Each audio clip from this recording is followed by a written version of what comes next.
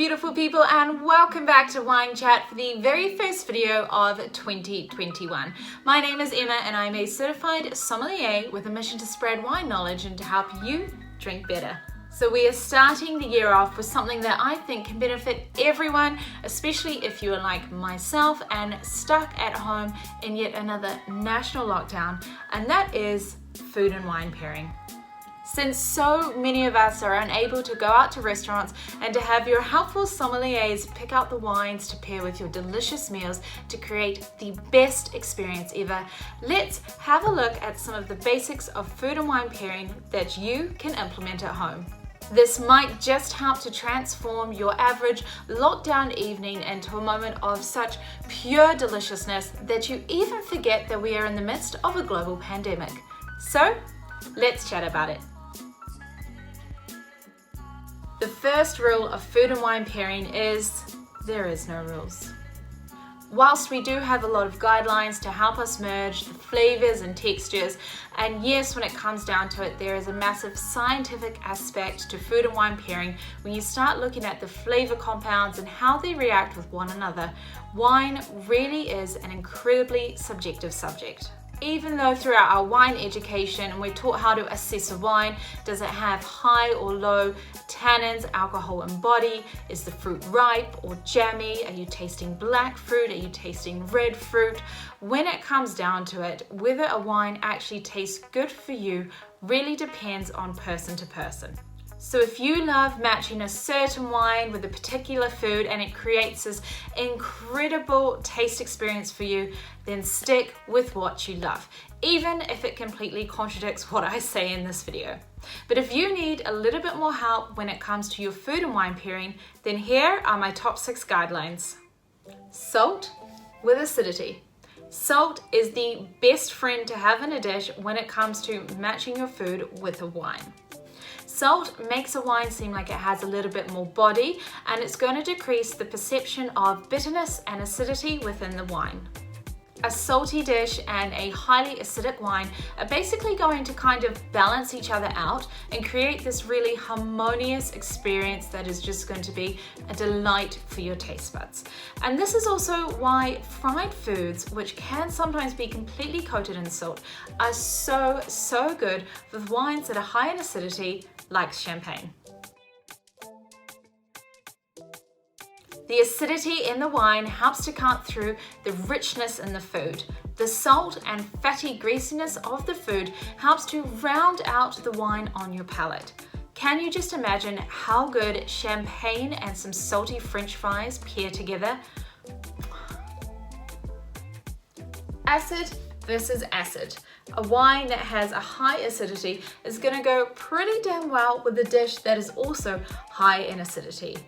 Foods that have a high acid level, think piece of seafood with a sharp lemon dressing or a radish dish with some citrus, needs a wine that's going to not only stand up to it, but also complement it as well. And if you pick a wine that has a low acidity, the wine is just going to taste dull and flabby. A wine like Sauvignon Blanc, Chablis, or even Riesling will be brought into balance. And the acidity within the food will even enhance the fruit characteristics within the wine.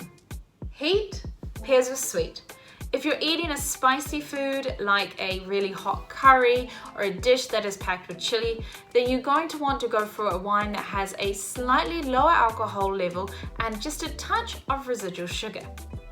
Spice and chili in a food really helps to emphasize the alcohol and tannins within a wine.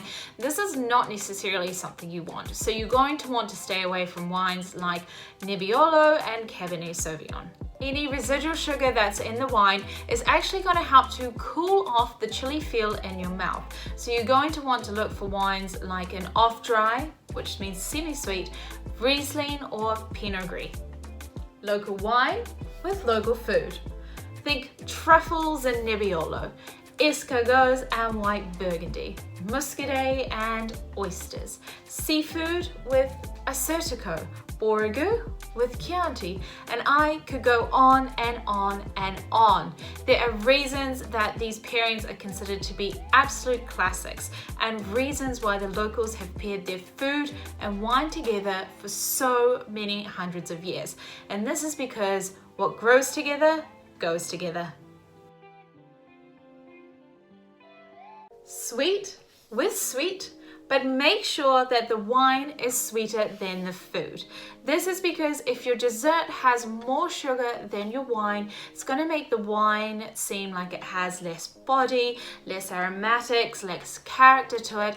Basically, it's going to seem dull and flabby. So make sure that your wine has a higher sugar content than your dessert so that it doesn't get lost along the way. Match the food with the wine. So pair really simple basic food with really simple basic wine, and for your rich big dishes, pair with similarly opulent wines.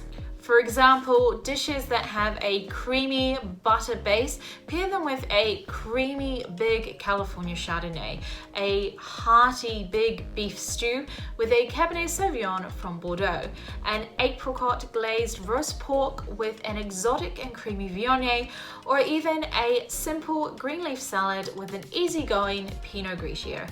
By pairing food and wine that have similar or complementary flavors and textures, you can be sure that neither will overpower the other. To me, I like to also extend this to the type of meal I'm having, so matching the wine with the occasion.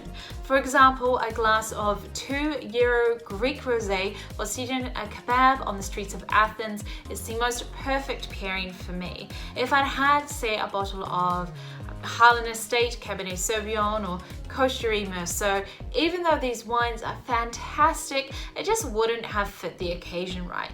But having these very expensive and very delicious bottles at a meal that has been meticulously planned, it's cooked with love and shared with a loved one, then that would feel just right.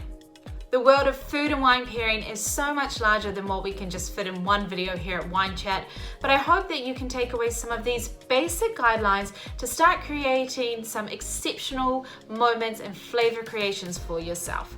Whether you're like me, who is stuck in a lockdown and cooking at home every night, or if you just want to be more confident the next time you can order a bottle at a restaurant.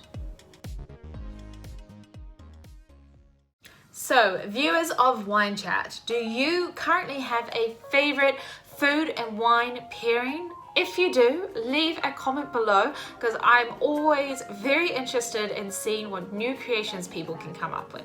One of my favorite pairings, I think I said earlier in the video, is champagne and French fries. Basically, champagne and anything that is fried for me is just absolute heaven.